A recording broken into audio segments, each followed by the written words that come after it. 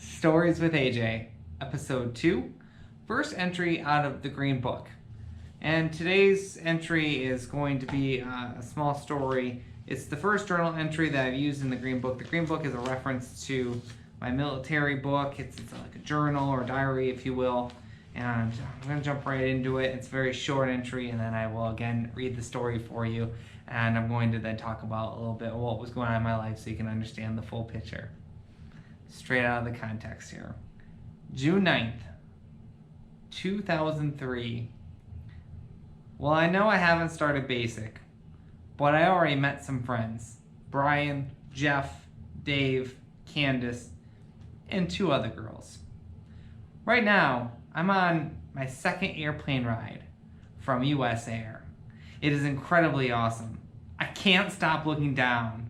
I'm a mile above the clouds, and it looks like Antarctica. Pure snow. What a trip to get on. We were almost late because we got to chill in the Pennsylvania USO in the airport. And on top of that, we lost 2 privates. And they switched gates on us, but all is good right now. Real good. I just can't wait. I have 0% nervousness. I have 100% anticipation.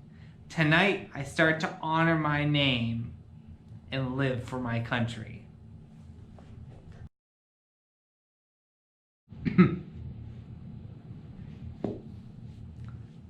So listen, there you go. And that's the first journal entry off the Green Book. And the Green Book is my military journal I've carried with me since, of course, the first day of going to basic training, and carried with me to AIT and to my first deployment. And there's a lot of good stuff in there. Hopefully I reference this even more.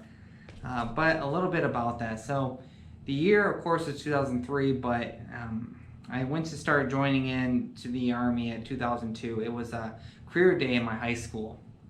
I was still a junior, and I went to college night with my girlfriend, high school girlfriend, Ashley, and we start walking down the hallway, and I go to the Air Force people and say, hey, Air Force, I want to fly, let me fly, I want to fly. And they said, no, you're not going to fly with us. You can be a mechanic if you'd like, but not going to fly. So I said, oh, okay then. Well, that stinks, but I'm going to keep moving. So I did. And Ashley was friends with a girl named Autumn, who her dad was a recruiter for the Army National Guard. And so we go over there and we started talking to Autumn's dad and his recruiting partner, maybe second recruiter guy. He started talking to me like, hey, well, the Army National Guard, we have helicopters, we can fly, we can get you up in the sky, that's no problem, kid. And sure enough, yeah, man, I want to do the Army National Guard. I go home to Mom and Dad, I say, Mom and Dad, I want to join the Army. Dad's like, yes, you're going to be successful. That's the spirit that we need. You're going to do great things, Anthony. And my mom said, not my baby boy. So from November, December to January, I finally got my mom and my dad to sign. Yes, I needed my parents to sign for me to join the Army. And so I continued my junior year through high school. That summer between junior and senior year, that is when I flew down for basic training at Fort Jackson, South Carolina. And wow, what an amazing time. Little did I know how one little flight or one little decision could just lead me to where I'm at today.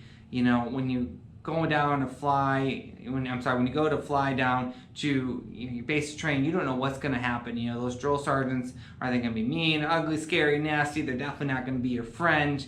They're going to be there to mentor you, to develop you, and they're going to be there to train and to coach you and all these good things, but it's not going to be the way that you want, and it's not going to be the way that you prefer. But by the time you're done with basic training, that's what it's all about, and you're very proud to have done it. You learn to shine your boots, you learn to press your uniforms, you learn to look good in your Class A's with your 1 or 2 medals, and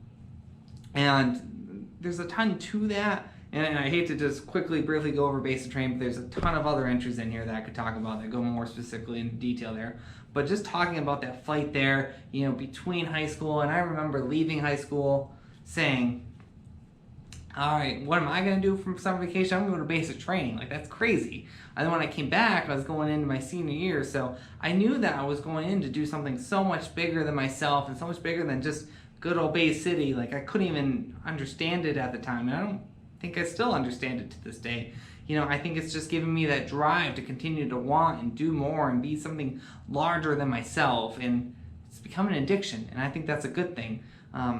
The things that I learned in basic training are still with me today. It still revolves around leadership. Those things that I use, such as confidence and just knowledge and trusting my own self, my instincts, and the things that I learned, and knowing that I can use these things on the battlefield or in the civilian world. So a lot of that training and the stories that I have, I keep with me, and I love to reflect on them. So again, find the value into keeping your own journal. For all you younger enlisted, maybe new recruits out there, you're going out there and you want to do something bigger and better and you want to join the service, I highly recommend to keep a journal, and that way you can look back on it 15, 16 years later. Just remember all those good times that you had. So anyway, my hat's off to everybody out there, again, the men and women serving in the armed forces. And episode 2 here, this was just a tidbit of that journal. Maybe the next one here we'll start going into maybe some of my other writings in here. Maybe I got some pictures, or I'll come up with something good. But if you have any thoughts, comments, concerns, please let me know, and we'll go that way. So until next time, I appreciate you listening in, and thank you for all that you do. Continue to do great things. Bye.